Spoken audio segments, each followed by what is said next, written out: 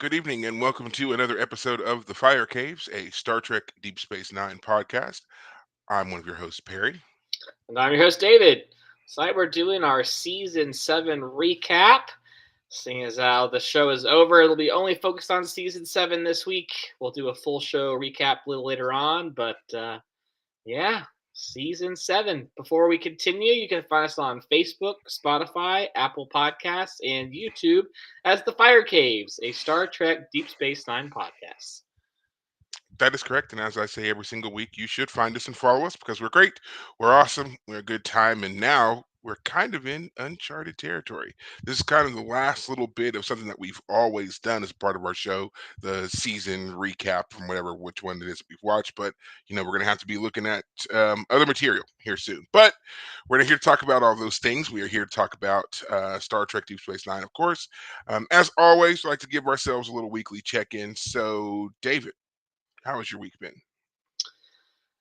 It's been interesting. Public events. The assassinations of Charlie Kirk was definitely on my mind a lot this week. As a conservative, it's something that affected me a bit. I I didn't always follow Charlie Kirk. He wasn't someone I regularly had in like a subscription feed, but I did see his stuff regularly. I had even watched a video of his, glimpsed it. Like I didn't even watch the whole thing, but I'd watched something of his from like the day before. He was shot on Wednesday this week, and I work Wednesdays through Sundays, so yeah, pretty rough.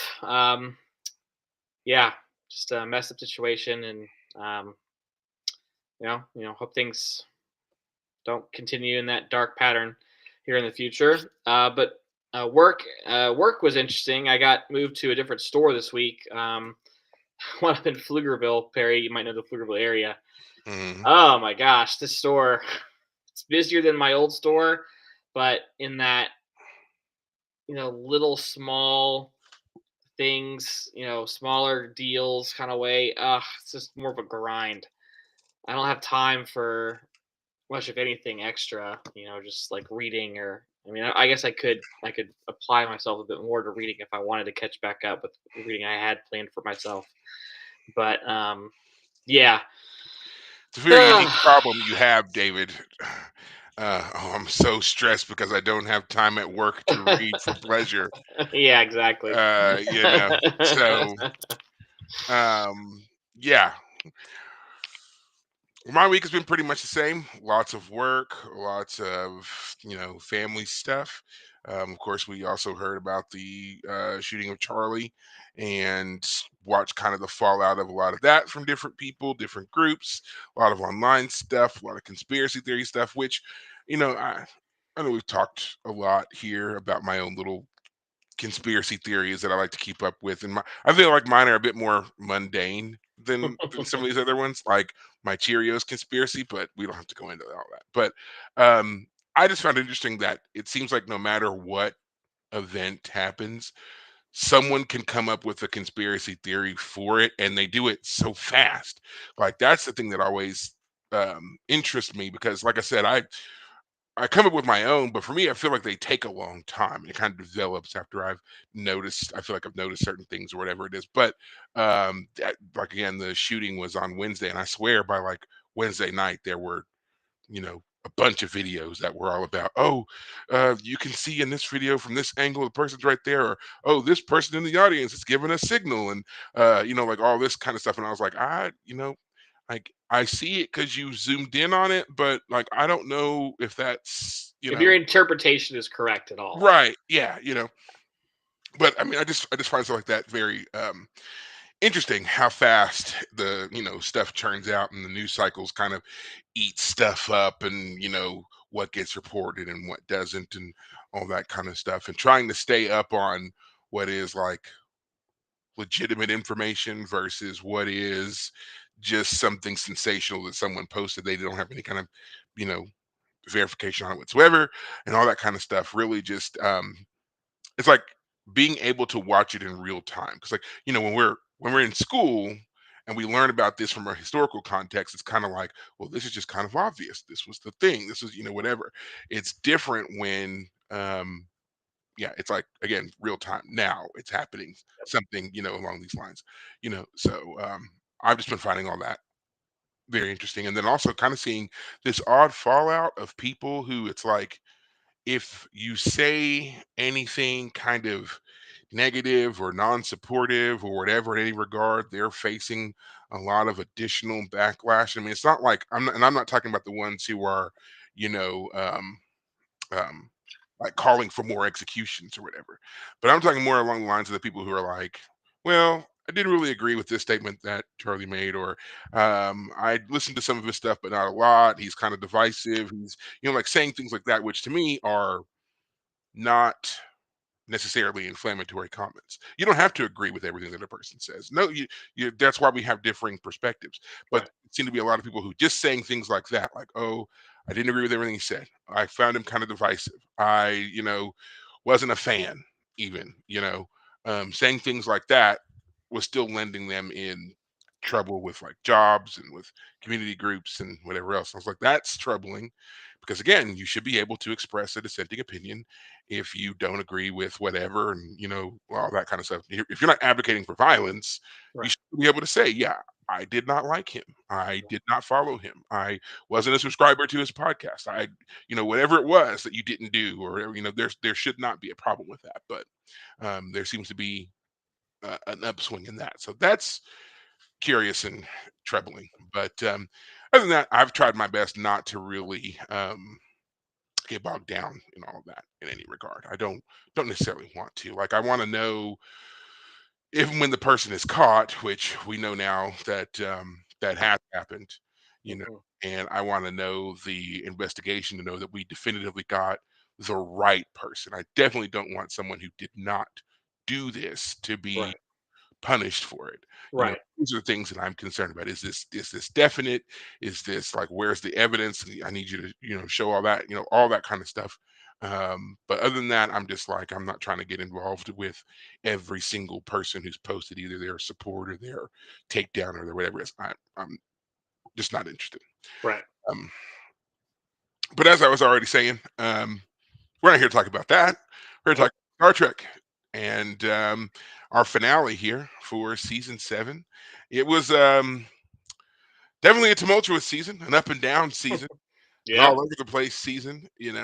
Um, what would you say, since this is your first time you've watched it, and just thinking back now without having really done any kind of just skimming through, what would you say is a standout moment, not necessarily an episode, but a standout moment of season 7 for you? Well, I did skim through the episodes before we got on tonight. Okay. Not in depth, but just like the names, just kind of trying to remind myself of some of the episodes. Hmm. There are definitely some great ones this season. I'm trying to make sure I remember some of the best ones, but like the Siege of AR-558, which then ties into It's Only a Paper Moon with Nog and his leg being having to be amputated. Like those are two great episodes that aren't quite back to back. There is an episode in between, which also is a great episode, Covenant, where it turns out Dukat is now the leader of a Pa Wraith cult. Like they went there with him on that. Like They went there's there with some a lot of characters. I feel like season 7 for a lot of, especially for a lot of our secondary or recurring characters, is where they uh really just kind of thrust them forward and gave us a lot of compelling information about them. right. Um, I think the thing that stands out the most about season 7 in terms of just overall thing we hit on again and again and again is that the character Ezri unfortunately is not a great replacement for Jadzia. However, the reason I'm bringing that up is because I think one of the best moments in the whole season was in the third episode after Image, where she's trying to help Garrick get over his claustrophobia. And it turns out the reason he's experiencing claustrophobia is because him helping the Federation defeat the Dominion also means he's helping them defeat Cardassians, and he is like Mr. Cardassian Patriot number 1. So he's been basically experiencing the claustrophobia as a replacement or as a symptom of his fear and frustration and anger and sadness over having to be against the Cardassian Empire during the Dominion War, especially in that scene where he is like helping Like that episode, he's helping with intelligence or something. I forget Mhm. exactly what he's doing. But that was a really standout scene. I remember early on really liking that scene, how that was going. Esri wasn't the standout of that episode. In fact, she always came off as an incompetent counselor, sadly. Yeah, that was the main takeaway I always got from that particular episode, especially when dealing with Garrick. Yeah, Garrick breaks her down quickly and powerfully, and I think that it was supposed to be a moment where we were going to see both of these characters kind of come out of it with a different understanding of each other. right, But what really seemed to emerge from that was that no matter what state Garrick's in, he's always a master manipulator. right. And Jad, not Jadzia, but Esri was just not up to the task of Yeah, handling him. She never should have been the counselor that did this. Now, this would have, it's one of those times where, for me, in watching that episode, I remember thinking several times, I wonder how Deanna would have handled Garrick.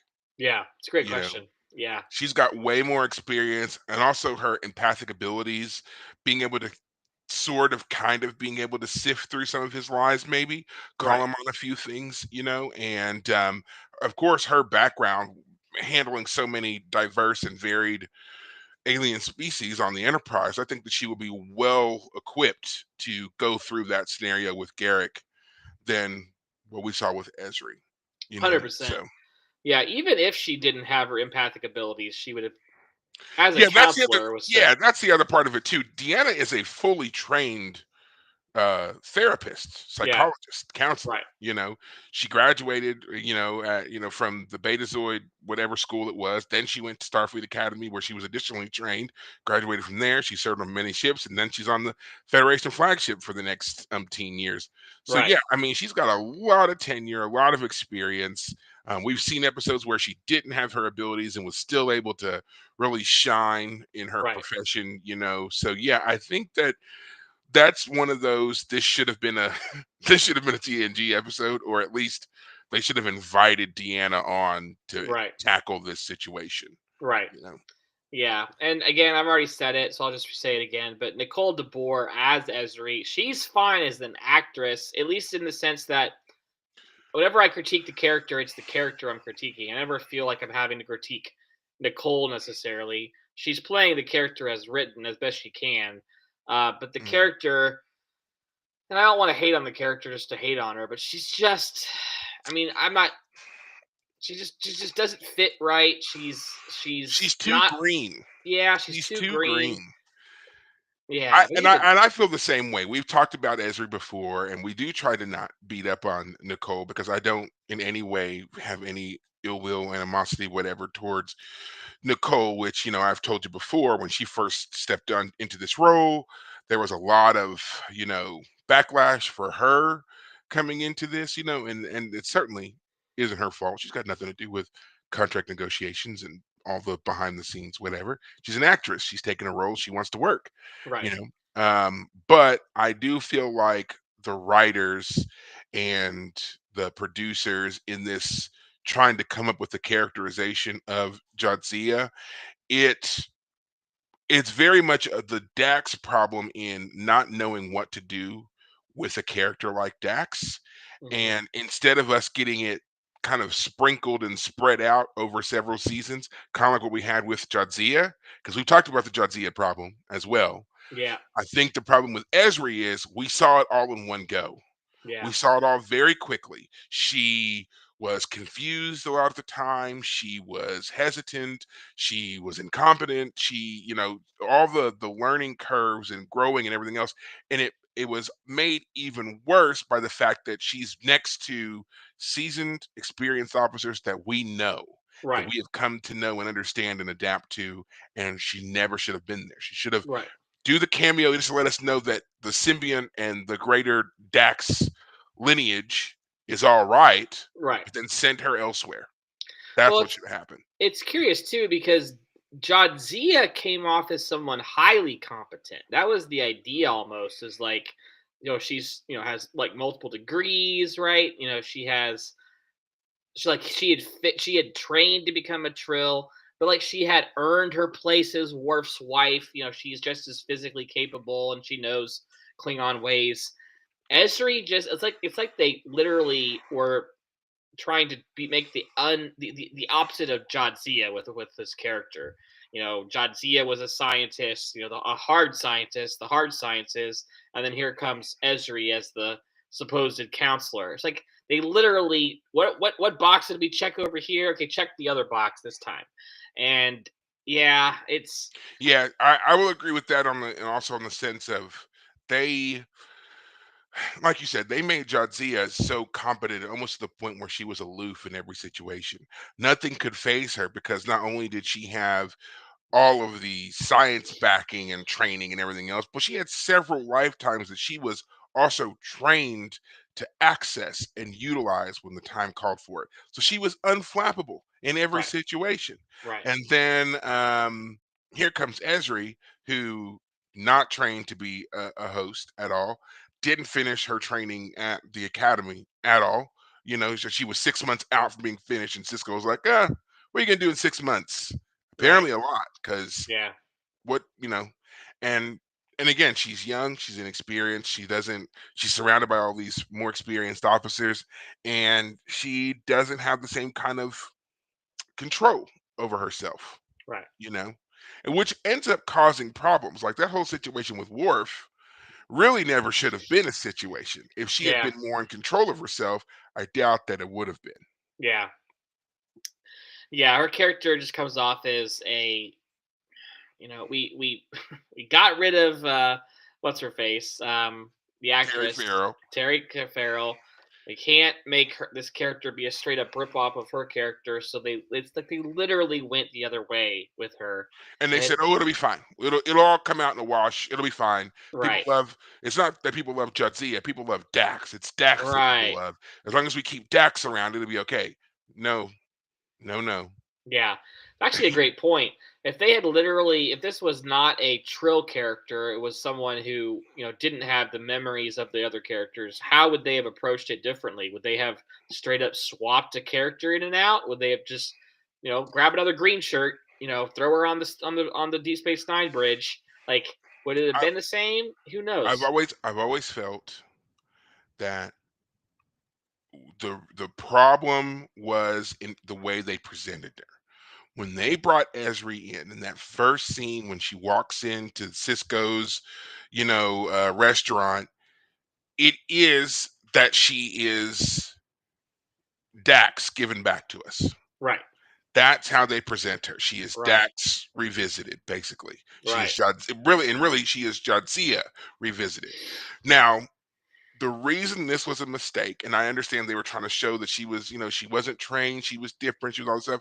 I feel like again, they shouldn't have gone that route. They should have definitely made sure that she was a trained, conditioned Trill, right, kept that part going, but then just make her mannerisms different. Like Jadzia, while she was, was Jadzia, she favored Curzon more. right, She had certain ties and that Curzon did that she, carried forward. Sure, she had other things from other hosts that would come out, and she talked about that, but it was Curzon that she really um, um, favored.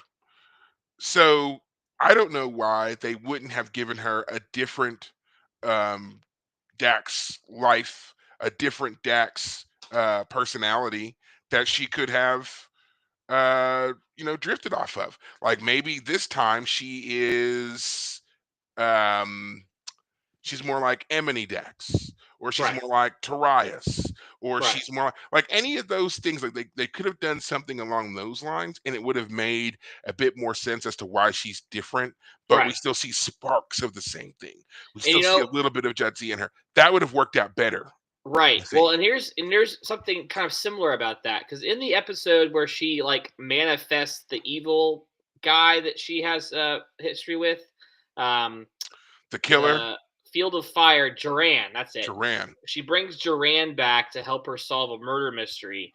Like Jadzia never had a similar experience. There was that one time where she had like the other characters on the show like embody like they were possessed by the The Gentara, yeah. yeah, they were somehow like possessed of those characters. Yeah. But we never had Duran ever act as like a spectral sort of character over her Over her shoulder shoulder, right. that was like talking to her.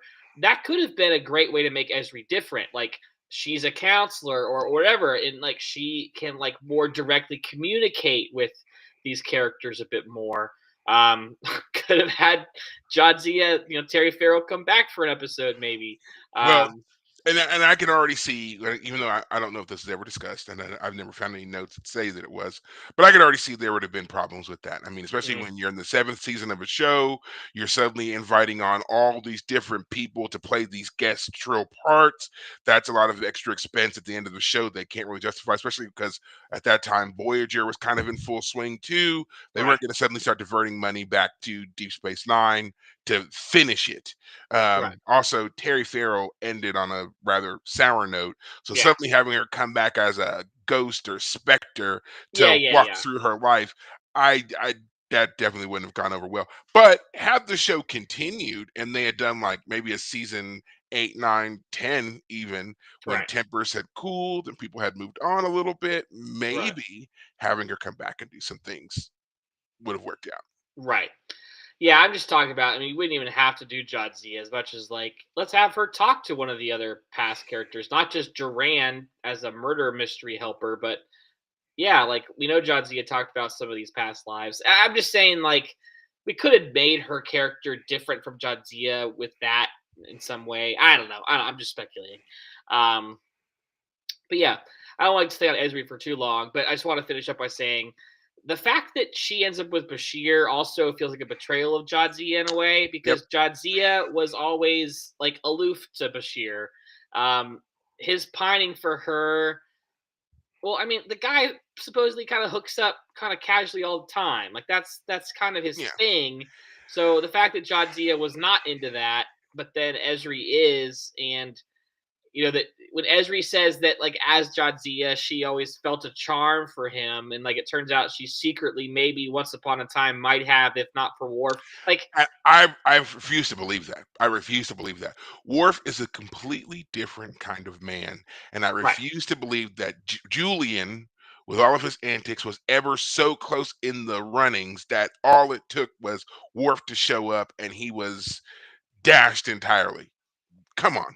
yeah, No, I feel like that's something that they just kind of threw out there right. and didn't really expect people to, It feels like retconning. yeah, Esri yeah. comes on and she retcons Jadzia's character arc. It's like, no, like what? Yeah. And when she finally ends up with them, like their scene where they're like, "Oh no, we're good friends. We don't want to ruin our relationship by getting romantically involved." It came off as like literally CW, Yes, I was gonna say it sitcom. came up as very high schoolish. Yeah. Here they are in this weird area of the station, which conveniently we've never seen before, and it's just got enough room in it for them to literally kind of like dance around each other and the objects that are in the room and Right. little alcoves where they can talk and whatever else, and they're that weird. Oh, we're mature adults. We don't need this. First of all, Julian, you're 45. Like, don't just call yourself a mature adult. Like, come on. You're not, recently minted 20 and still unsure of yourself or whatever. Come he on. twenty You've been something when through he some things. wasn't he 20 something when the show started? I mean, he's in He his early 30s at was least. But yes, you're totally right. we He's yeah, he has his 30th birthday on the station. I don't know if that was in season 2 or 3. I think it's season 2. He right. turns 30. Sure. Right. So, whatever. But Well, and there's the other problem with Bashir too is that in one of these earlier episodes, um, Chrysalis, which is episode 5 of the season, so it's still early on. Bashir, he helps one of the other, enhanced people, the yeah, woman. I forget her name at the moment. Serena Serena, yeah, he helps her like come. Oh, I mean, Blossom come out of well, her. So that's the whole point of the story. She was yeah, but like he trapped fixed. inside of her own. Yeah, Yeah, but it's supposed to like he helps her. He solves a medical problem she has, and he treats her like she's the love of his life, and it's creepy and it's but messed I mean, up. And then but then he also like diminishes her because we talked about yeah, this, and hmm it was like something like, well. I mean, yeah, you're brilliant. Like, because remember, he was like, "Yeah, you're brilliant and everything, but don't you want to just stay in the quarters and be little Miss Susie homemaker while I go Yeah, out and do big science stuff, and yeah, then we'll come back and have dinner together, and you can rub my feet." Like that was how he was treating her, exactly. and she was like, "I don't have anything to do with you, dude. I'm out." Right. And Yeah. he still couldn't understand why she was. And Oh, she tried to yeah. explain it. That's Well, true. she's wanted to experience life. She's now had the ability to do things on her own and to go where she chose and all that Right. kind of stuff. And And he was that's like, but why wouldn't you want to stay and serve me? right. I don't get it. And this is where I come to my problem with Bashir and Esri. And maybe I'm wrong about this, but every romantic relationship he's had, I mean, even Lita, his relationship with Lita was a bit like she's a Dabo girl. He's this super intelligent medical doctor. Like, to put it bluntly, Bashir is kind of a predator. He picks on vulnerable women, Or and I wouldn't necessarily call them vulnerable. I would definitely call them though women who are not on his level, I would well, say. yeah, I mean, Esri is. I'm literally. She's green. She's this kind of incompetent character. The woman who Chrysalis. She is vulnerable to the fact that she's only just now able to like communicate for crying Right. out loud. And then Lita, I mean, she's a Dabo girl. I mean, Lita is fine. Don't get me wrong. I think the character would even be mad that I'm like downplaying her intelligence or whatever because she's a Dabo girl. But my point is like Bashir doesn't ever come off as a guy who like is seriously Invested and in them for who they are. well, It's surface level, yeah, nothing deeper. I get what it's you're saying. yeah, and I get what you're saying. he's not the kind of guy who's looking for another serious like he wants to go when he goes home. Bashir wants to go home to have fun. That's what I'm getting at. Mhm. Which is fine in the sense of like, yeah, when you're married, I would imagine you have some fun together. But I don't feel like he ever truly I don't think he's ever had a partner where he felt like he was truly an equal with that partner. And he seems to indicate with Esri that he feels like it's a unique relationship. He feels for her that she is more of his equal when they, in that penultimate episode, are finally supposedly getting together. But even then, I just don't believe it. I feel like he's like lying to himself about it. He's having to convince himself that he's a better man. Yeah. Again, it's a relationship that if they felt it was necessary, they really should have. This should have been something that again we saw develop in like a season 8, season 9 Right, scenario, not the quick frantic dash to the finish line that we saw right, in this season. yeah. Um, but we'll come back to Bashir. We've kind of gone We overlong talked early about on Esri Esri. for sure, for Yeah, sure, and for sure. lots of problems there. I'm just gonna say. Um, let's talk about Cisco Yeah, and how we see this guy come through some things to the end. Now, right, we know that when the season started, he was suffering kind of this crisis of faith. He had left the station. The wormhole had collapsed, and he was, searching for something that he felt he lost. We see that get, found in the first 2 episodes of the season. He's restored to himself, basically, also restoring the wormhole. We get to see him have a bit of fun on the holodeck when he gets to play yeah, against the all Vulcan crew and take me out to the holo suite. We get to see him um, fight at the siege of AR 15 558. We get to see him kind of take command of battle weary soldiers and see what kind of strategist he would be in that kind of siege um, mentality, siege location.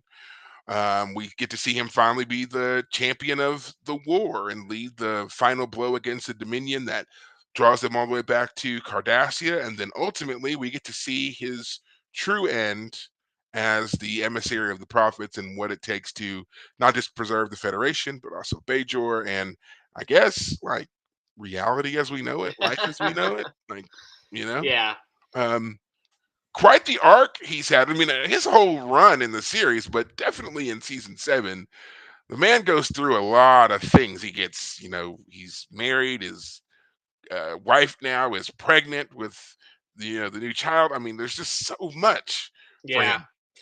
Well, I was thinking about all that before we started tonight, and I have to say, I don't like how the profits are handled in this season. Starting with, and basically, it's all summarized in one thing: the only prophet we see this season is the one that apparently is Cisco's mom, Sarah. Sarah.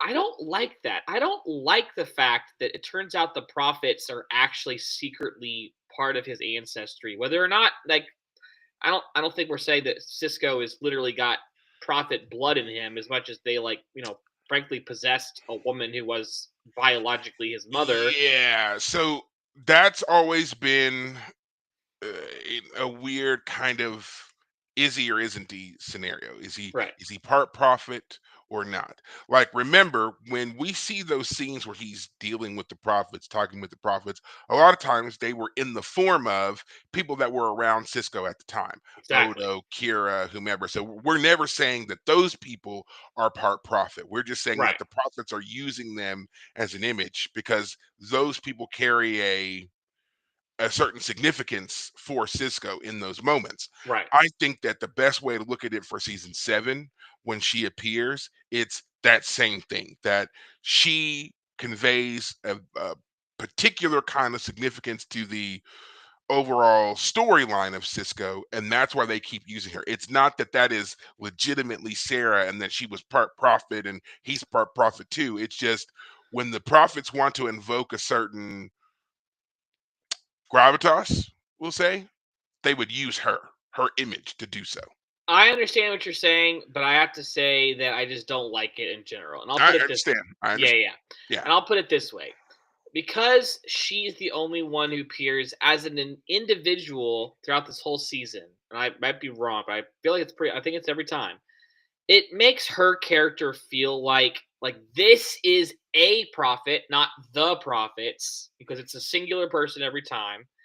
And it's also the same person because, as you just pointed out, in all the previous times, it might be Odo or Kira or anyone else, but there was never any indication of like an individual prophet using this particular I character see what to. you're saying. And that So I would argue we don't know that it's the same prophet that's utilizing the image of Sarah every time. 100%. So I don't think the show doesn't ever really give us a clear definition there. But what I'm getting at though is that because this season, like in the past, was it season 5 where he says don't join the alliance, right? The prophets tell me yes, don't join the alliance the or the the federation, the excuse me. Bajor needs to stand alone. Right. Don't. Yeah, that's what he says. Like that's a great powerful moment because Cisco is having to accept his role as the emissary, etc.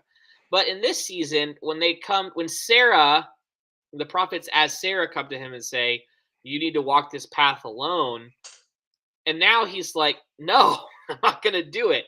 Like it's like it's like the whole plot line with the prophets takes a back step. Like he doesn't want the job anymore, even though he'd really come to accept it. And then ultimately, again, when the revelation is that he's just going to go off and be a time traveling demigod, like, okay. you um, yeah, I don't, ultimately, if I were to redo this season, that is one of the things I would change. I wouldn't do the Sarah plot line. I wouldn't do his mom. Like, frankly, I never liked the idea that it turns out like his father didn't ever tell him that the woman he grew up with wasn't actually his biological mother. Like, that just feels weird. And this weird revelation that she disappeared. Well, And like, it was a weird plot line to begin with. it it was a weird attempt at trying to explain why Cisco was so special. And I've always felt like it was something that also was a bit unnecessary. We didn't need the Exactly. tie-in of Yes, of exactly. yeah, him being part prophet or not part prophet or whatever. We didn't really need that. It was perfectly fine that he is the first Federation officer who is able to not only make contact with these extra dimensional aliens, but he's the first one to do so and kind of make any sense out of what they're about. You Right. know, that would have been fine. If you had taken out Cisco and put Picard in that situation, there would have no we would have been perfectly okay with it being Picard who did those things. Right. I don't know why they went that route with trying to make him, otherworldly or whatever that is. I don't know what that was.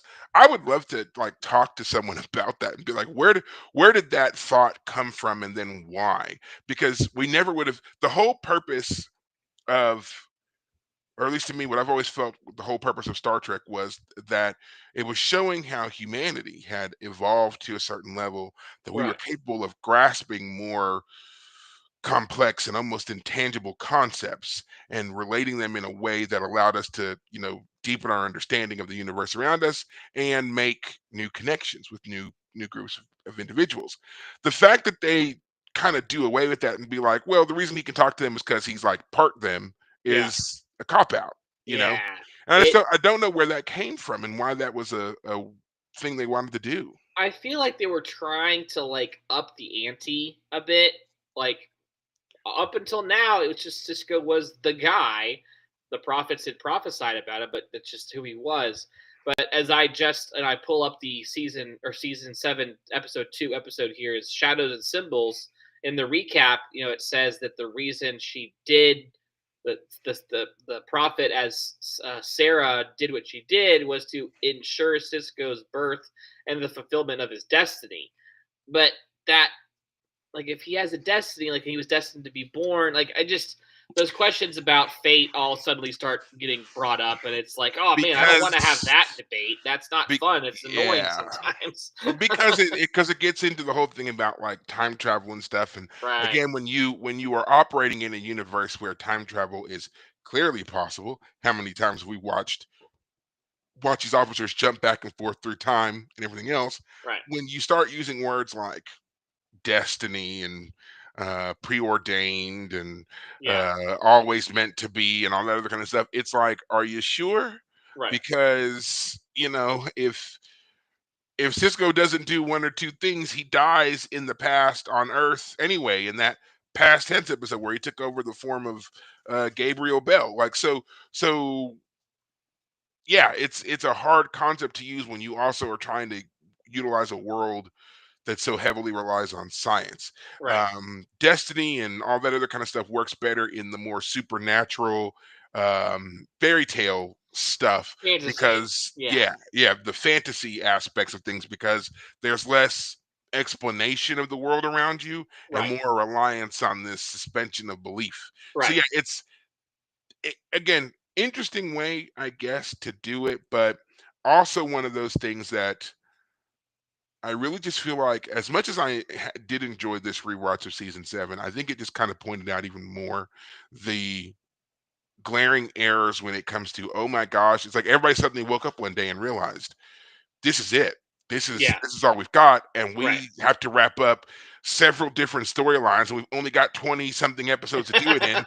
There's no way we're going to be able to do all of this, and then it just became this mad dash to cram as much into everyone as possible. Right. um yeah, and it just and hope that no one noticed, and thankfully they had another show that was running so no one did notice. Right. So yeah. Yeah. Before we move on, I just want to kind of think about what would I have done differently. I Yeah. like the idea that because the prophets are living outside of time, that they have a sense of things happen when they're supposed to because that's when they happen.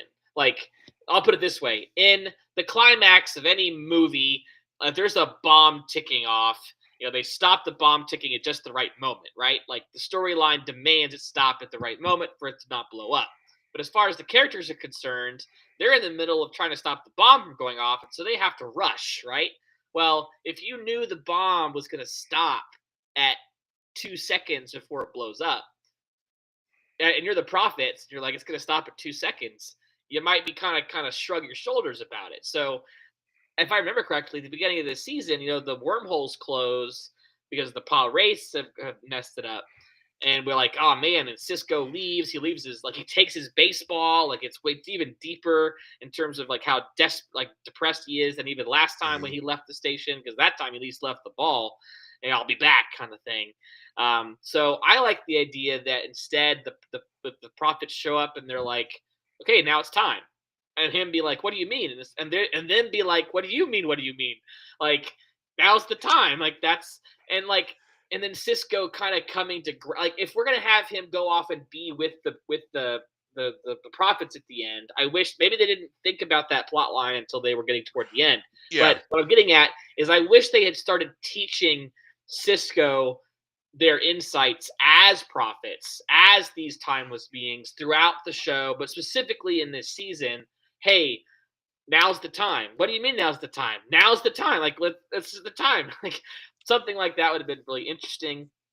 I But I've always thought, like, because in the pilot, if you'll remember, when Cisco first encounters the prophets, they have no concept of time. They right, don't understand before, during, after, future tense, none of that. They learn it by examining Cisco's life. right, And so then it's like it's almost like he puts events that they've been a part of. Now he gives them the perspective of how that works on a linear timeline. You right, guys have just been so because the way I always took it was, oh, now that they understand it, basically the realization is you guys have just been showing up in places and messing with things, right, completely unaware of how that's affecting what comes next or right, whatever it is. And then suddenly they're like, oh, this guy, now we get it. Now right. we're not going to do those things anymore. At least we're not going to do it unless we run it by him to some degree. To some Right. degree. Oh Now, yeah, I like that. Yeah, yeah, yeah, yeah. so then the problem becomes, and why Cisco becomes increasingly important to the prophets is they can see moments where, like,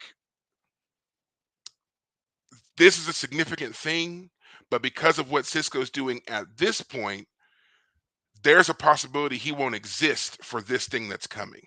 Right, And we want to ensure that his, as he's explained it, his linear existence makes it to this next point. right, So we're going to do what we can to warn him and to ensure that he gets to whatever. And so that would explain why, when, for example, he goes to the prophets right before the Dominion invasion comes through the wormhole, and um, he's like, if you are of Bajor, do something about this horde that's getting ready to come through. Stop them from coming. And they're like, we can stop them, but you're going to have to pay a price for it.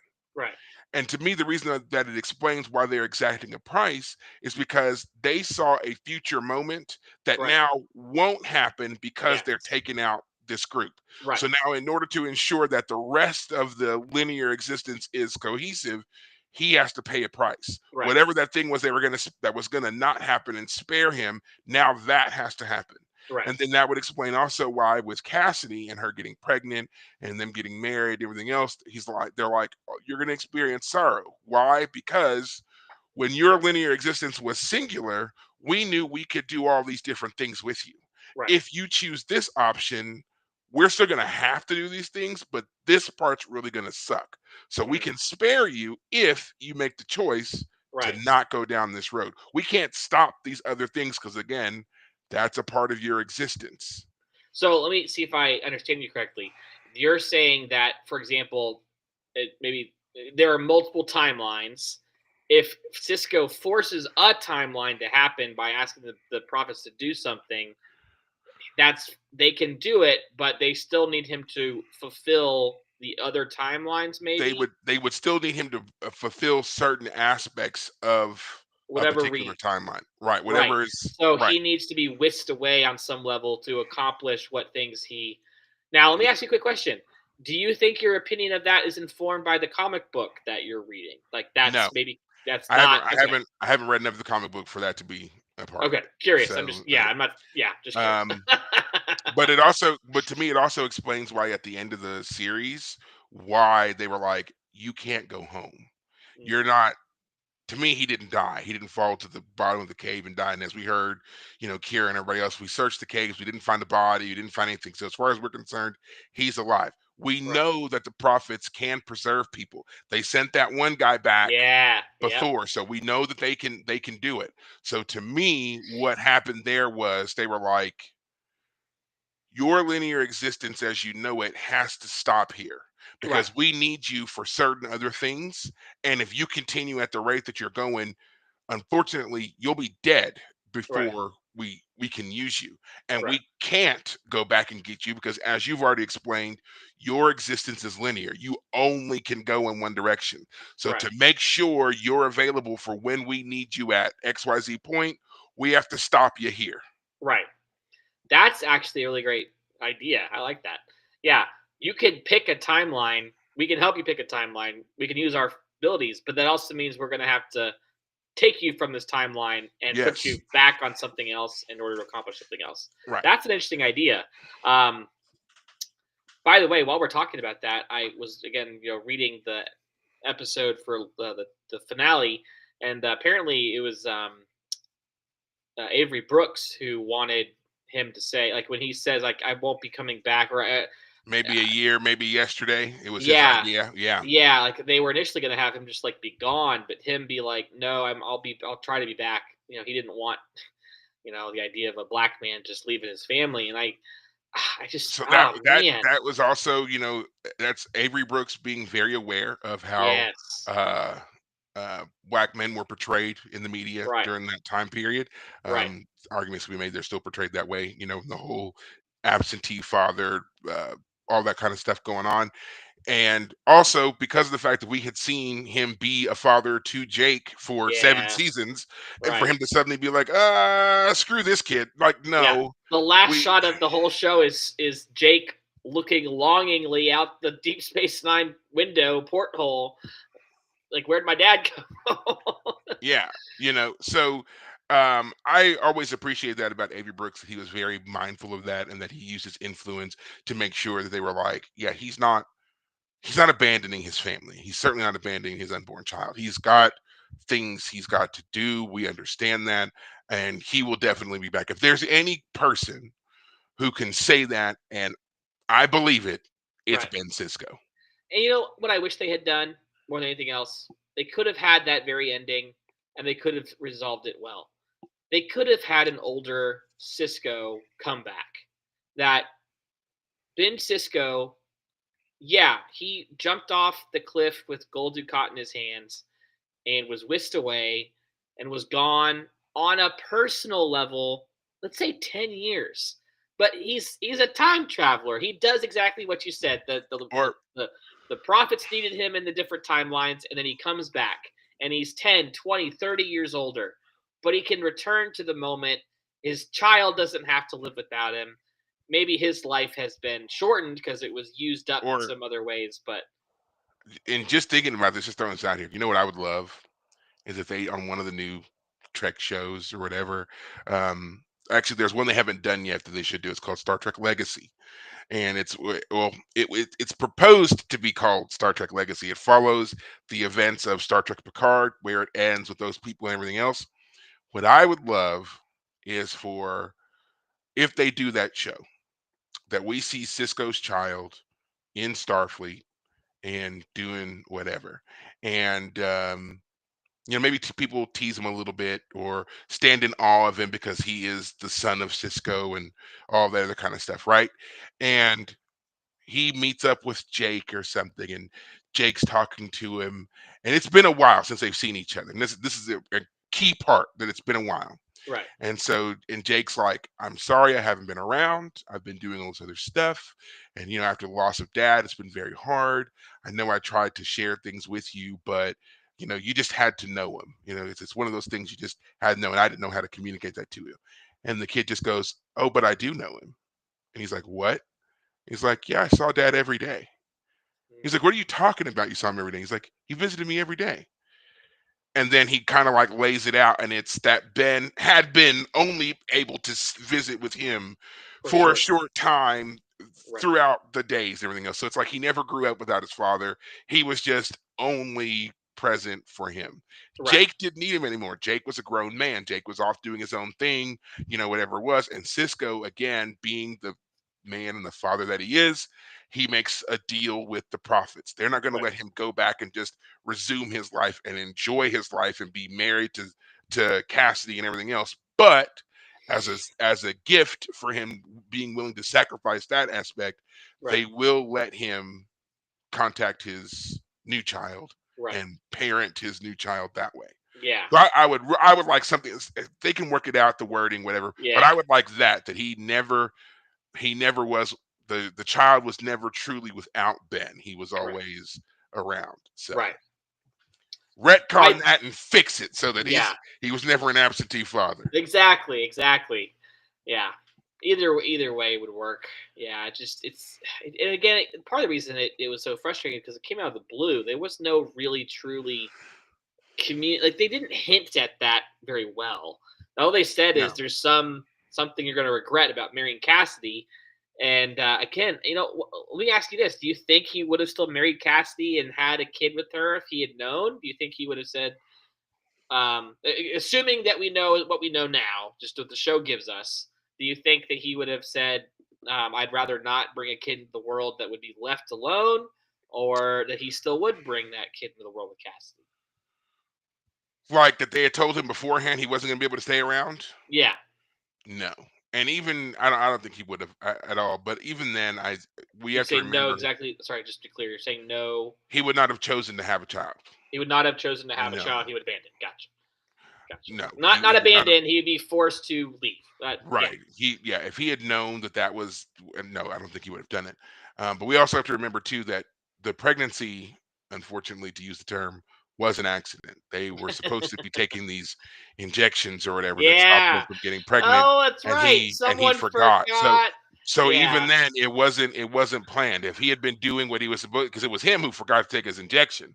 So if That's he had still a been doing strange system. things, yeah, if he had been doing things the right way, they could have gotten married and she never would have been pregnant. He just would have had to go to the celestial temple and she just Yeah. would have been I wonder basically if a widow. the time traveling version of him like knocked him on the head briefly at one moment. And I've chosen to believe over the years that the pregnancy was intentional. Um, on the side of the prophets, that like they made him forget to continue the Cisco lineage, the Cisco timeline, right. to ensure that happens. So this is another thing Oh. that Huh. could be used in future storytelling or whatever, is that um the next emissary or whatever is the baby, you know, Mhm. or whatever. So I mean, there's a lot of things they could do with that, but so far we haven't seen any evidence of that. So Right.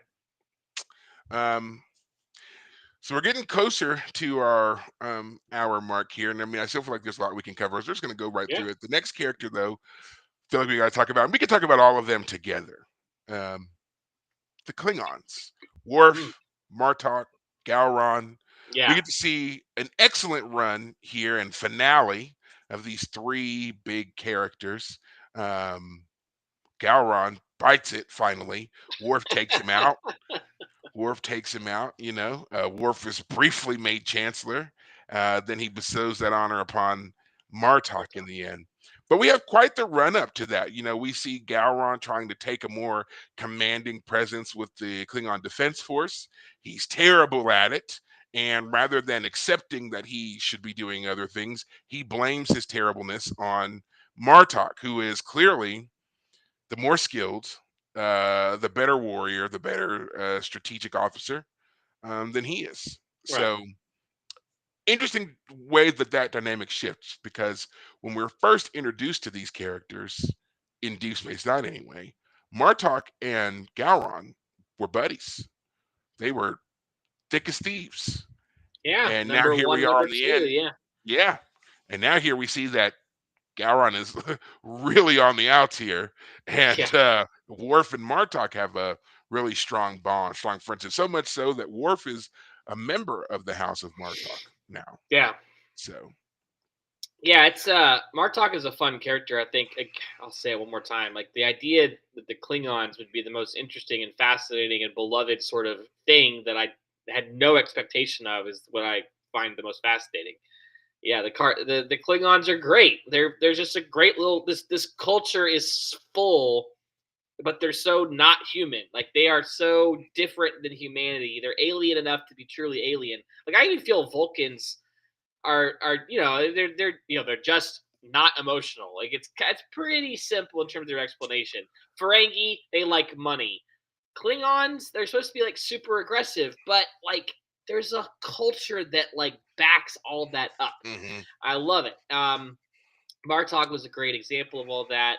Everything from the "you took my son's knife" and "I want it back" Uh, that oh, it's scene, and yes, yeah, like and what's the guy who plays him? J.G. Hertzler, Yeah, the he great J.G. got a great voice for it. Yeah. He's wearing the eye patch. He's got the one tooth, the jagged tooth that always sticks out. Um, he just looks great. And again, the funny thing too to me was like Galrod had come off to me as like this crazy ally. Like he's still a good guy. He's still our ally. He's still the guy that you know if we could just manipulate him properly, get the proper leverage on him, he's still our guy. Um, so the idea that in the final scenes, the final episodes, he's just turned corrupt and we have to get rid of him. I was surprised they went that route. I'm not saying Yeah. it didn't work, because yeah, if Well, Galron is a unreliable ally, maybe this is the penultimate version of that, and he's corrupt now, and we do have to get rid of him. so I wouldn't even necessarily say that he is corrupt so much as he is and always has been very self-serving. Right, Even from his first introduction to Next Generation, he was all about his own sure, prowess, his own glory. Um, yeah, that's just always been his MO. What we see here in this episode is kind of, that head of his personality rearing back up again. He saw Martok not necessarily as just a loyal warrior and soldier in the Klingon Defense Force. He saw him as a threat. right, He was someone who commanded a lot of respect, a lot of loyalty from a wide variety of Klingon soldiers. People from all over the Empire knew Martok's name and right, knew what notable warrior he was, and that kind of influence alone was um, intimidating. yeah, You know, but then add into the fact that Martok wins over Worf, wins over Cisco, wins over Admiral Ross, wins over Kira. He starts making now. He's making um, interspecies connections. right, And say what you want, having Worf on your side and acting as kind of a liaison intermediary with the Federation and Starfleet is a big deal. oh yeah, It's a huge deal. right, And even if Worf is saying I'm not in the Federation technically, Worf being someone who walked both sides is right, still going to be a valuable asset to anybody who can call him friend and ally. And Martok not only can call him friend and ally, he can call him family member. He can call him brother now. yeah, So yeah, looking at it from Gowron's standpoint, Martok set himself up, yeah, however innocently, yeah, however unintentionally, to be the prime yeah, contender for his spot. So yeah, it made sense that he suddenly wanted to step forward and be like, look, I'm not going to let you, like, you're not paying attention to it, but I see it. So right, before you can really step into this, I'm going to challenge you. I'm going to mess you up. I'm going to mess up your reputation. I'm going to put all these losses on your record. I'm going to knock you down a peg or two or five so that you always stay in your place, which is below right, me. right, But once again, he didn't count on Worf. yeah. And that's No one does. always their downfall, right? Yeah, That's always their downfall. He did not count on Worf. He thought that Worf would just stay in his place, wouldn't say anything. But Worf has never done that. He's never just towed the line. He's right, always been the one to buck up in the situation, and that's exactly what happens here. And it cost him his life. yeah, Great scene. He had to be hurled through a table or a yeah. glass dais or wherever that was. And Worf But had to use the jagged pieces of his broken of the bat'leth. broken batleth, which Yeah. had to be killer on his hands, man. Oh. Like he didn't have any time to wrap his hands up or wrap the ends of those blades and anything. He just picked them up and was doing the thing until finally he could stab him. Yeah, yeah. I'm pretty sure that his hands were just gross, All kinds of messed up. gross. Yeah. Yeah. Yeah. Yeah. The again, Worf is a great character. But real quickly, I just want to point that out too. Is what's funny about him and Esri being a couple, like in the middle of the beginning of the finale arc, like they briefly have their little tryst. Here's a character and an actor who've been on this Star Trek scene for by that point literally a decade, and here's the new character hooking up with him. Okay, all right. That's just once again one of those. That's a '90s Berman trope that basically everyone's horny. Everyone wants to be with everyone else. We have to give a moment of this. And also, once again, this kind of flies in the face of other things we had already established with the Trill in particular, with the episode Rejoined. You're not supposed to reassociate with past Lovers, yeah, lovers, and all the more reason that Esri never should have stayed on the station. right, Should have left. yep, Should have left. yep. But, you know, once again, horny jail. We're just gonna do whatever we want, and you're just gonna have to deal with it. Yeah, it didn't make any sense. Right. Um, but I really like Worf's development overall in this season, but he also wasn't around for very much. We saw him in the beginning. He had to give the kind of the nod to Esri, but then he pretty much disappears and goes and does his own thing for a while. Yeah, Yeah. she goes and rescues him and whatever else.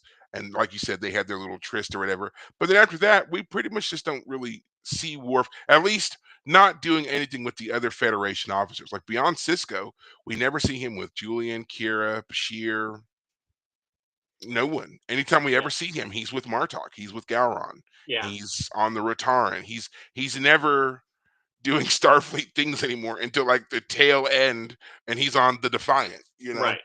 So yeah, I was just like, it was clear they were already setting up the precedent for Worf to be separated out. You know, Right. um, and I liked that he ended up being the ambassador. Yeah. His place as the ambassador is the right place. I mean, Yeah, he's a Klingon who grew up in the Federation, who has an ideal of Klingon culture, but at this point has learned that the ideal doesn't always match the reality. The guy who he's going to be ambassador to, as you said, is the same guy who, like, they're in the same house now. Yeah, it's perfectly placed. Him being the counselor or the ambassador. By the way, this brings to me that I might have said this last week. I don't know if I did or not, but I kind of like the idea that multiple characters kind of end as, and I might have said this last week, but as ambassadors to someone else. Like uh, Worf is the ambassador to the Federation, or um, sorry, the emissary. That's what I was trying to say. They all the characters are actually on some level of emissary. Worf is the emissary to the Klingons. Kira was kind of a brief, at least, emissary to the Cardassians this season. Odo is the emissary to the Changelings. Uh, Quark was the emissary for uh, the Ferengi. Like all these characters, on some level, because they were representative of their culture to another, became an emissary of sorts. I mean, Odo's is the best example because he's literally brokering a very fraught relationship. But I like the idea that other than Bashir and O'Brien, who don't have clear, they don't have clear emissary status with someone else. But yeah, it's like the idea that other characters could have been, when Cisco left, he could have blessed them in some sort of now a prophet kind of way of like, and now you are an emissary of sorts, and you're an emissary, and you're an emissary. well, you could, without them having to be so florid about it, they could definitely say that that's what happened here. Under his, tutelage, his mentorship, they all kind of understood or learned to understand, the importance of these kind of leadership roles, and Right, they end up taking them on, whether they intended to or not. Even Kira with her becoming the commander of the station at the end, and we saw her working with um, Damar and the rebels and leading that revolution for the Cardassians. You know, um, there's no reason to think that that relationship with the Cardassians is going to end, right, especially with Garrick yeah, now back on Cardassia and having that tie with Kira and stuff. why wouldn't she still be, essentially the emissary to Cardassia? You Right. know, we don't have to call her emissary. We can call her whatever their term for it is. Ambassador seems to be the literally the universal term Right. for these individuals. But yeah, I mean, it makes perfect sense that then they all have that connection of having learned under Cisco, having seen how he handled this situation and navigated it and the importance of it. Right. And yeah, I like that actually, and that these people kind of go out and it's like these little kernels of Cisco are being taken and distributed throughout the greater uh, quadrants and stuff. Yeah. Yeah. Yeah. Yeah. Uh, yeah. I I th- no, You say I something? Go ahead. Go no, ahead. I Go ahead. think that's an interesting way to look at all of it. Um, Before we end, of course, we do have to turn our attention to Gul Dukat and Kai Wynn, of Mm, course. mm, Once again in this season, started strong with them in the beginning. right. Then we had a large portion of nothing, Hmm. and then we had a strong finish for Yeah. them. Yeah. We know that in the beginning of the season, Kai Wynn had shucked off the prophets and embraced the Par race, had got the Kostamojan book out and was studying it, killed her assistant, Sobor. Um, Ducat was rendered blind after he was discovered, of course, as Right. being Ducat. He has his sight restored. He becomes the emissary of the Par race, fights with Cisco. Kai Wynn burns up spectacularly, Yeah. and ultimately Ducat is defeated, burns in for the fire case for all of eternity. Yeah. Um, like this storyline? Think this is the fitting end? Did you Yeah. want to see more? No. Oh What do you yeah. think? Oh yeah. No. You're hitting on everything. Everything was perfect about it. The only problem with the finale, I think those the two episodes that happen before the finale does are episodes where those two characters don't show up. And their plot line was too great to ignore for two episodes. As you might remember, before we got to the finale, I thought maybe we're gonna have a great build up. They've been off screen for a bit. That means they're gonna have got some things done. And turns out nothing had turned out. The only thing that happens is that Gul Dukat's sight is returned, and Kai Wynn's ready for his return. If we had gotten more glimpses of them in those episodes, we could have moved the plot forward with the paw race. Like the paw race don't ever explain themselves. They don't. The paw race are never given a chance to be entities of their own. I mean, when Keiko was Yeah, possessed, that paw wraith had a purpose, a will, a desire. I'm going to do this. You're going to do that. Um, that's when another aspect of the overall DS9 storyline that we didn't get. That was wholly neglected. We definitely should yeah, have seen more of the Power Wraiths sprinkled into this especially here, entire series. But yeah. yeah, Well, especially because Gold Ducat has been messing with them since for a while now. I mean, yeah. he once he starts messing with the paw race, like he commits. We should have definitely felt more of his interaction with the paw race a bit. He comes off like, especially in that episode where he's leading the cult, he comes off as just a cult leader. Like he doesn't actually believe what he's doing. But actually, no, it turns out he does on some level. The ball race at least Yeah, he has seen them exist. He has actually been yeah, at one point when he kills Jadzia, for example. He did actually get possessed for a time by one of them. Um, yeah. He's got more than enough evidence that the power wraiths are real. exactly, What and that they he's chose doing him. with that, yeah, yeah, Yeah, and what he's doing with that cult, though, it really just kind of strikes to that was less about the power race and more about him. You exactly. know, because that's what he's always wanted. He's wanted Right, this adulation, this worship. He's wanted what Cisco has, especially from the Bajoran people. Without a doubt, Gul Dukat comes off as an individual who is obsessed with the Bajorans. He right, wants them to love him. He wants them right, to embrace him. He talks about them like again, like they're his wayward children that he needs to, bring back in, and I always felt like that episode of Covenant was just his way of he's found yet another tool to use against these people to get them to give him that. Right. That's how I've always taken it. He didn't he didn't commune with the Pirates and they told him to set up this um, Cool. cult. Yeah. They didn't tell him to do that. Exactly. He just was like, this is a way that I can Gain a power enshrine base. myself, Yeah. right? Gain And power. And yes, yeah. exactly, and also a level of protection. Because if he's ever Yes. found out about what he's doing, he's got all these acolytes that will gladly Defend fall him. for him, Yeah. right? And they do.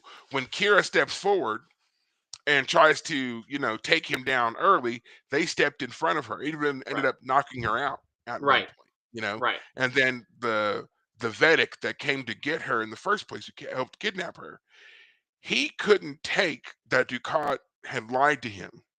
So he willingly took the poison. He knew it was poison, Right. and that there was no afterlife. There were no pares waiting to embrace him. But he could not take that his faith had been so utterly destroyed, not just shaken, but destroyed, Yeah. that he had to do that. Yeah. So Yeah, the Pod Wraith plot lines could have really been developed, and that would have really made for some interesting storylines. And again, I as we were getting to the finale, I said, "Oh man, it's really interesting. We have these two really great villains, the Dominion as the physical threat, and the Pod Race as the spiritual threat." And in the finale episode, their threat was not a rock and a hard place for Cisco to try and navigate. It was deal with the Dominion, solve that problem, and now come over here and deal with the Paw Race. I wish they had done a better job of integrating those yeah, plot absolutely. lines. You're absolutely right. If they had done more to show that there was an interconnectedness to the Dominion and the Power Race and the rise and fall of either the Power Race or the Prophets and everything else, Right. to just up the stakes that much more, to make whatever decision Ben Cisco makes this, you know, Something he has to. He truly yeah, does have to sacrifice something. yeah, Yeah. that would have definitely tied the show together Right. much better. But again, I just feel like on a lot of these things, it was just one of those.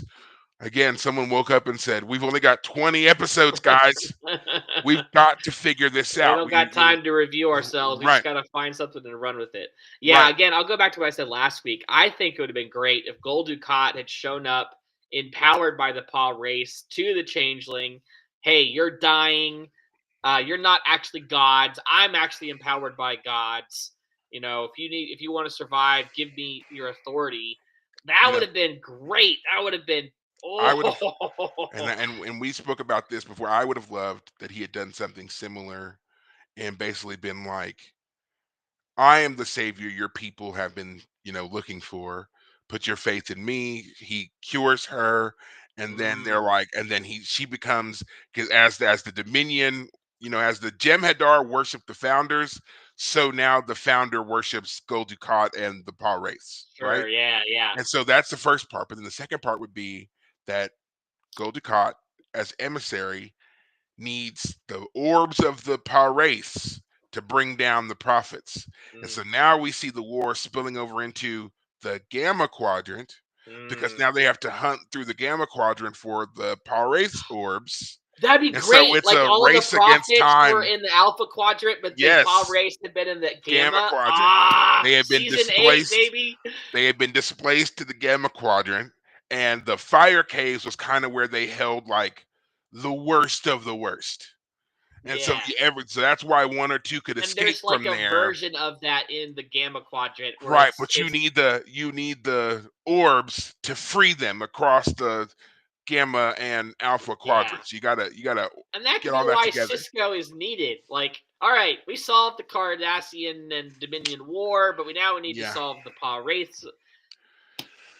We And need a season 8. That's what it that's comes gonna down take to. centuries to do. We need you. We gotta, we're gonna Right, ziploc because we're bag you over here. yeah, Put you we're in the we're we're time traveling beings, or at least yeah. outside of time beings. So we're not going to solve this overnight. We're gonna Um, put you in cold storage until we need you. And you just hang out and we'll be back. Yeah. ah, dang it, man. That would have been great. That would have been Ah, great. it really would So have been. I mean, I think the finale is great in the sense that all the main no, characters yeah. like get a change in like there. It's no longer Deep Space Nine as we knew it. Kira is now running the station. Odo's gone. Bashir and Ezri are now a thing. Worf is gone. O'Brien is gone. So like it truly Yeah, made sense that it was the finale. But yeah, season 8 with absolutely. all of those in place could still have worked. By the way, I still don't like that Quark was left as the bartender. I still think he should have been made Grand Nagus, and Yeah. he would have. He should have the proper order of that should have been Quark becomes Grand Nagus, Rom gets the bar, Yes. Nog goes and becomes commander at he's lieutenant commander, whatever he is. They give him the promotion he deserved at the end. Right. We do see Right. that for Nog. Lieutenant. Yeah. Yeah. Yeah. But yeah, I think that would should have been the way that it was. That way, Quark could have a reason to leave the station and Right. go and do elsewhere things. We Right. see Rom kind of having his own little revolution with the bar, and now that he and Lita are married, they're treating the Dabo girls better. They're getting workable wages, they have regular hours. Like all these things are changing into a more homogenized city Right. on the station, Right. and people like Quark going off to do whatever. Yeah, Right. that should have been how that Yeah. went. In my head canon, that's how it Yeah, goes. so I don't know why they wanted to, shake it up and make it different. I guess the shock value or whatever, but it cheapens characters like Quark who do show a lot of change, a lot of growth, a lot of development. And he talks about Yeah. being a true He was the Ferengi, right. but we know that he's not. We know that he's been Yeah. impacted by his friendships. He was the Yeah, right. he wasn't as ruthless He as was the right right. new He Grand wasn't as Nagus. ruthless as Yeah. Brunt. He wasn't as addle-minded as Zek, and he Yeah. certainly wasn't as sexist as Zek either. So, he would have been the Right. great next stepping stone for the Ferengi. Well, and he's perfect too because he's the reluctant giving up the Ferengi culture in favor of the new. He's not giving up Ferengi culture because he hates it or because he's being suckered into it or seduced Yeah. away from it, if you will. He does like still think about the old ways and want to fight for the old ways, which I mean, I got to say I have to, just like the Klingons are an interesting culture. I don't think the Ferengis are as interesting, but at the very least, it was an attempt to do Yeah. something with them. And I really would be curious to explore their culture more fully. Like, how does it work? How does this hyper capitalist culture work?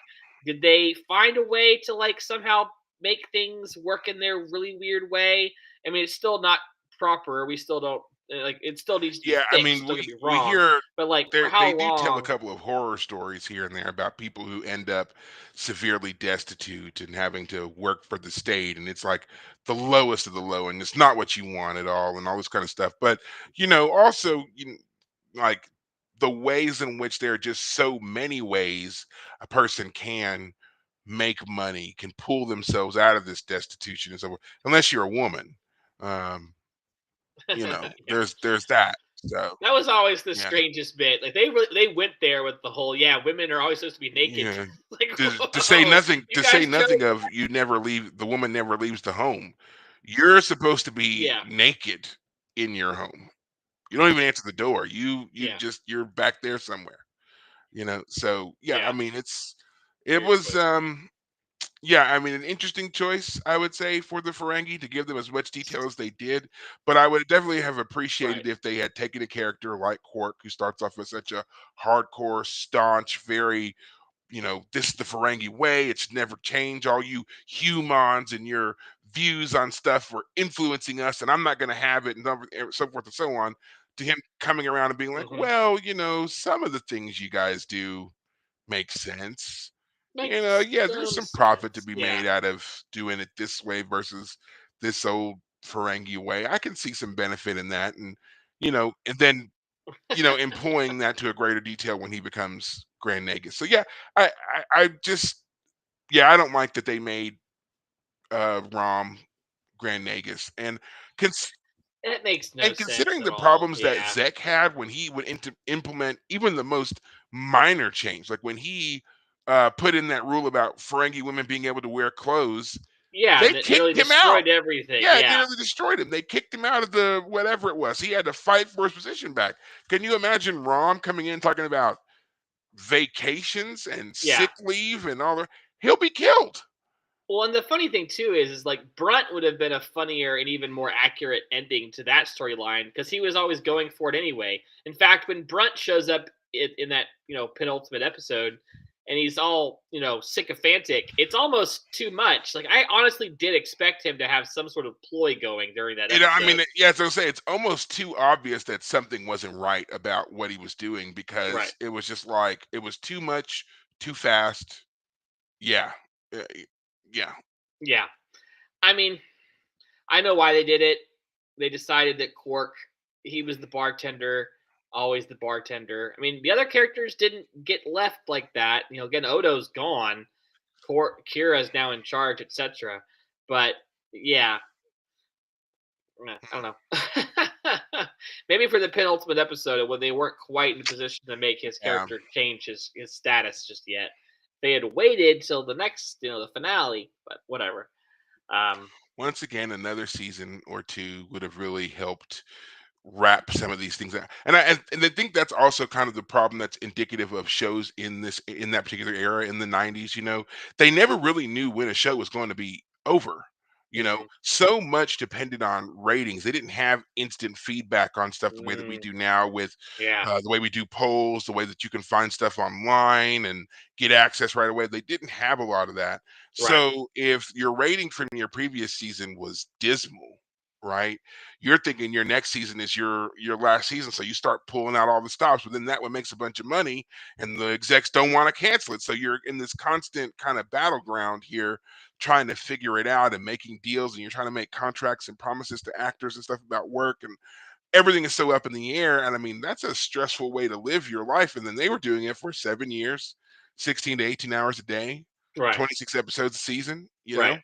Right. Um, yeah, I can definitely see where this would have been problematic. And so it's easy to say now, y'all definitely needed a season or two to wrap Right. this up. But it's like you need to know that that's what you're doing, Right. that you're at, regardless of when you decide to do it, you need to know that that's what you're doing. Hey, we've had a good run. We've done 3 seasons. We've been greenlit for 2 more. But just so you know, season 5 is it. So Right. between now and season 5, we've got to wrap this up. So Right. keep that in mind when you're putting together storylines and what you want to do with characters and everything else. So, Right. you know, go from there. Right. Side note, that's something I hope that they're going to do with Strange New Worlds. Strange New Worlds is supposed to be done by season 5. They just wrapped season 3. They've already been greenlit for seasons 4 and 5.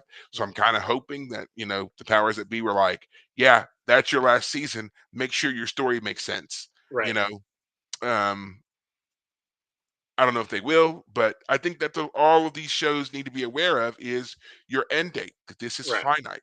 Right. Another show that I feel like did it like had that intent and got very close but kind of missed the mark in the end is Battlestar Galactica, which the reboot, of course, which is kind of, Ron Moore and those guys who came from Deep Space Nine Right. came into started doing Battlestar, and that was definitely a part of their story was that they knew they were only going to be telling this story for 4 seasons. They knew that before they even started filming the pilot. Now it's Right. up to you as to whether or not you want to say they got there in the end with their ending on that show, but knowing it certainly helped them navigate their narrative to give us a different kind of story that I feel like really did change the way that sci-fi is done.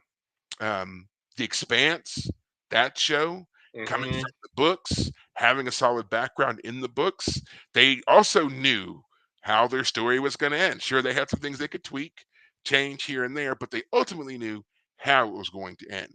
Right. And I mean, you can say what you want about the show and its run and Mm-hmm. how it ended and what they gave us for that end and everything else, but I still feel like it was closer than it would have been had they not had so much source material to work off of Right. and given something for that. So yeah. Hmm. Yeah. That show, I do remember not caring for how it ended.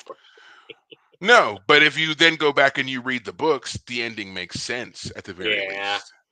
And then of course you have the rest of the books to help you out with some things. So Right. yeah. Right. Well, final thoughts on season 7. Yeah, there are a lot of great episodes. Again, the Nog ones, the Paper Moon one is a great one. The idea that he could ignore his trauma is what he was trying to do, and yeah, it's a great episode.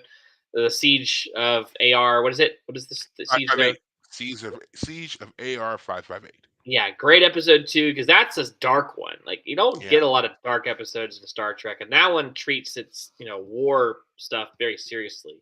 Um, it wasn't this season. It was season 6 where they had the 3-part.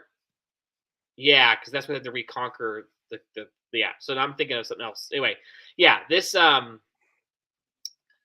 season had a lot of good stuff. I don't like the Sarah Prophet. I think that set up mistakes, and I think I'd loved Gul Dukat and Kai Wynn's plot line. It got rushed there at the last 20 minutes. They Hmm. just didn't have enough time to quite wrap that up, and so it kind of trips and it kind of stumbles right there at the very last minute. But otherwise, was pretty great overall. Esri, flawed character. It's too bad, but otherwise great. Oh, and it'd say this. My favorite thing about that 9-episode finale is all of the repeat characters that we've had outside of our main cast. I correct me if I'm wrong. They were all there. Everyone got a chance to come back and have a little glimpse of something. Even Keiko had a 30-second uh, play with your toy. I don't even know what she even said. Keiko did, She's but she's getting she was getting the kids ready, and she was asking O'Brien if he had told Bashir that they were going back to that's right. Earth. That's what it So was. Yeah. I love that. So one thing I was watching recently, I don't know if you know who the Critical Drinker is on YouTube, but very popular reviewer these days, at least online.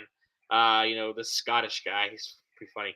But anyway, he was talking about how he misses in a recent video he did. He misses the old Star Trek style of doing things. You have 26 episodes. You have the you you told me about this. I meant to go and check yes. it out, but that has been my gripe with New Trek since Discovery started. Well, The and what he Go says, ahead. and it's great, is the whole point of an episode could be bad one week, and that's fine because next week overall, like if 9 out of 10 episodes are great, you have a bad one, fine.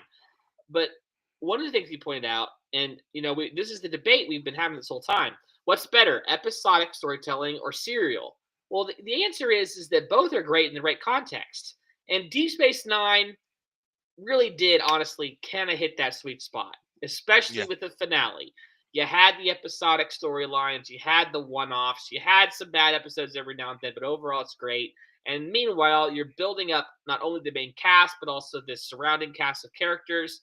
And so during the finale, you bring back all these moments. You remind the audience of everything you've been enjoying all the way along. And yeah, it made for a great finale. This last episodes were just a blast to see all these characters come back and to see the payoffs of this character and that storyline. So it's like they found the sweet spot, and that's like how we should do it from now on. Pursue kind You of an know, episodic storytelling angle.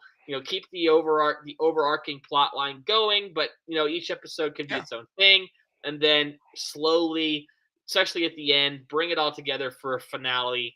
That's how music is really good too. Like the best music is like you hear some sort of little tune and it plays, and you hear another tune, and then later you find out the two really mesh well. Like that's how the composer is good at their job. Like they bring both of them in and they play off each other, but they were initially introduced separately, and Mhm. then when they come together, they make a more beautiful whole. Sorry, I yeah, absolutely agree. yeah, After that writer's strike and the way that all TV changed, they most shows stopped doing the 20-25 episode run. And then there seemed to be a toss-up as to what run they were going to do. Some went to 13, some did 11, some did 10. 10 now seems to be the main number. mm, 10 episodes a season. And you're right, it's like every episode now is just jam packed with so much stuff, so much emotional stuff. And right, it gets to the point where it's overwhelming, and I think that's why people end up griping so much, at least when it comes to Star Trek, when they watch these newer Trek shows, because it's just like you're constantly riding this emotional high point, this emotional stressor. Right. And then every episode they want you to ramp right back up there. And then they've got to figure out a way to, you're already at a 10, we need you to get to 13 Right. in this episode, and you've got these characters that you don't get to really sit with, get to know, get to see quirky things they do with each other, their favorite pastimes, things that make them personable and make you identify with them. You don't get to see it. And then in the few instances when you do see it, it comes off as cheesy, hokey, and it doesn't resonate well. Like, I'll give an example from Strange New Worlds. Um, there's a character, Erica Ortegas, I should say. Hmm. She's the pilot. And in a most recent episode, we were inside her quarters, and she's got uh, bike parts, like motorcycle parts, everywhere. She's clearly building, rebuilding, restoring something, uh, Right. some kind of motorcycle. She's got all these machine shop parts in there, these old school equipment and everything else that she's doing all this with. And while there is absolutely nothing wrong with that, we never saw that before, and I'm sure we'll never see it again. Mm. And also, The there's character nothing doesn't about have her, enough time to make that a right? part of her. And Yeah. there's nothing about anything else they've ever done with the character to make that kind of hands-on mechanical skill set relevant in any way, Right. you know? Whereas in the same instance, they with the character Uhura, originally played by Michelle Nichols all the way back in the 60s, this new young ensign Uhura, they had her singing, and they ended up using the fact that she sings and is a melodic individual. It played out in an episode. It's played out in a couple of episodes that her innate ability with language and stuff also kind of streams into this musical, vocal, lyrical aspect of her personality as well. So they've Right. played that in. They've made that make sense. I'm like, why would you do it for this character, but you didn't do it for this one over here?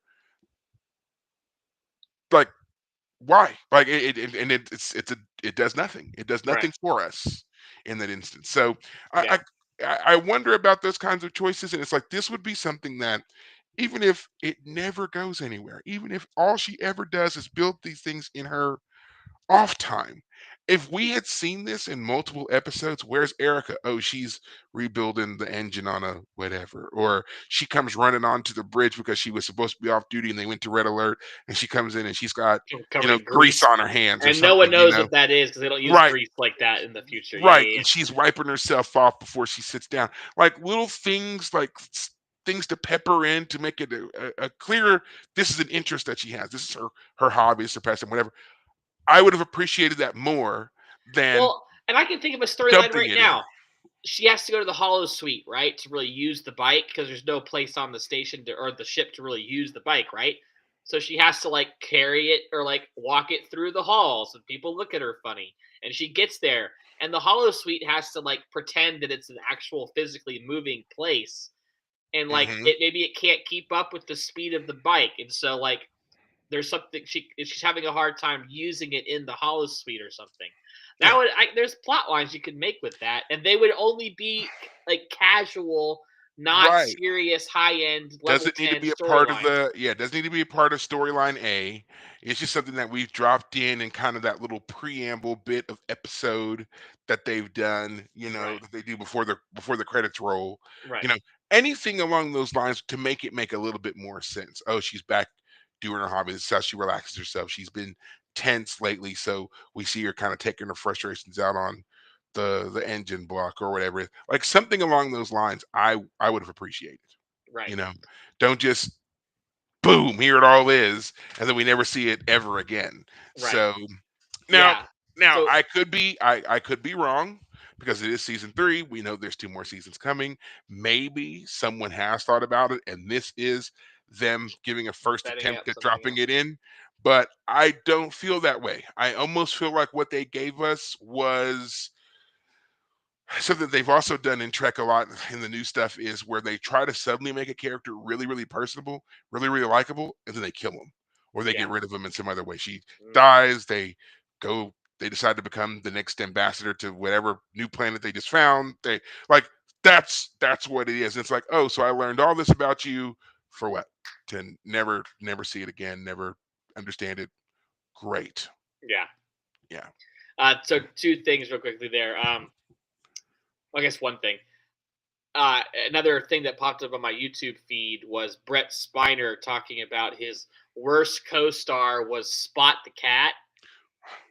You can only have Spot the Cat reappear multiple times if you allow for those storylines to have Mm. some space to breathe. So yeah, the character of Spot the Cat would only make sense in an episodic 26 Right. episode. 26 episode, you've got to have the ability to introduce those kind of quirky things. She was known as the dancing doctor. We got to see her tap dance and teach Data how to ballroom dance and all the Right, rest of it. Dr. Crusher, But right. if someone had just referred to her one day as the dancing doctor, it'd have been like, what? What? Yeah, Like, yeah, it's not enough. right. And I feel like we've traded high production value, multi-million dollar shots, multi-million dollar sets for Fuller so much storytelling. less. Yeah, Yeah, yeah, and I wish that they would, renegotiate that and kind of find a better sweet spot on how to do that, and yeah. maybe the sweet Stretch spot is those 15. budgets out, Yeah, not stretch the on budgets a little big. bit more.